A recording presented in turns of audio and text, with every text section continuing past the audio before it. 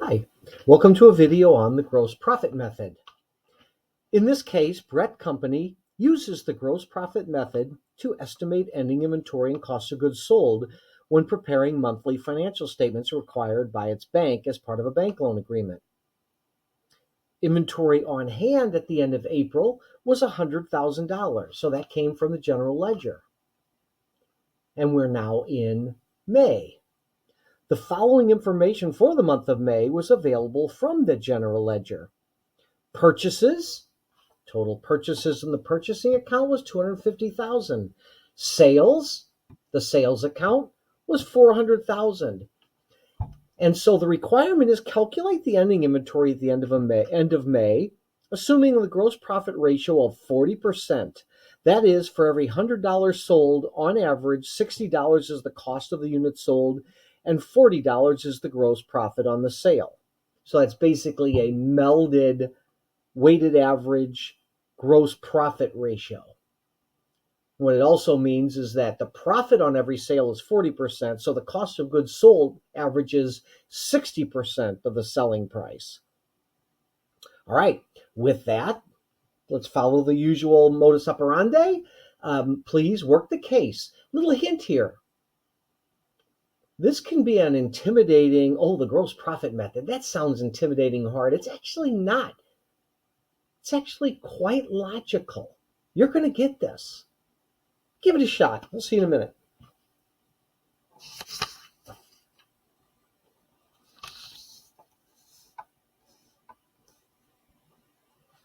All right, welcome back. All right, I hope you had success at applying the gross profit method. Here's a solution along with a description of what is going on. So we know the beginning inventory was $100,000, and that's per the general ledger balance. We start with that. The purchases were $250,000. That's from the purchases account in the general ledger.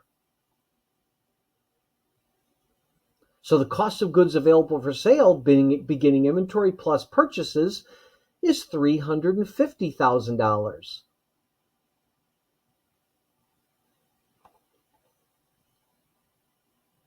Okay, then we have to take out the cost of goods sold to get ending inventory. All right, when the cost of goods sold, this is one of those estimations. We know the net sales were $400,000 per the sales account in the general ledger.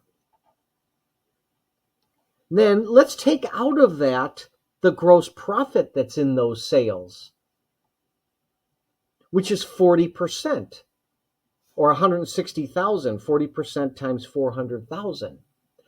Well, what does that leave? That leaves $240,000, but conceptually, what remains is the cost of goods sold. The cost of those $400,000 of goods sold, where that cost is 60% on average of the selling price in each unit. And if cost of goods available for sale is $350,000 and cost of goods sold is $240,000, then the estimated cost of ending inventory is $110,000. There we are using cost of goods available for sale. Well, those costs can be sold or in ending inventory. So cost of goods available for sale was $350,000. Cost of goods sold was $240,000. And the estimated cost of ending inventory is $110,000. And then now we have all the information we need to do our adjusting journal entry for inventory. We zero out the beginning inventory via a credit. So let's indicate that this is a journal entry here. You can see the indentation of the credits. Debit, debit.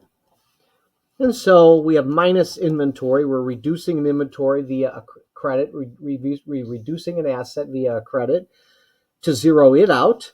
We zero out the purchases account. That's a temporary account. We put in the ending inventory. And of course, I'm also providing some detail about where those amounts came from. So put those notes for yourself. And then we also have the cost of goods sold that we calculated above. And it's also the net, of course. And that's the adjusting journal entry for inventory under the periodic system using the gross profit method. All right, and that's one inventory simplification.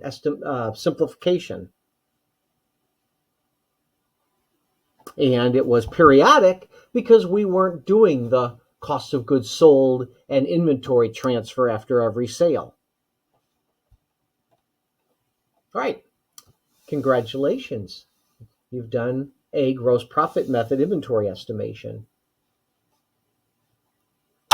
In the next video, we will demonstrate the retail inventory method. Thank you for your hard work.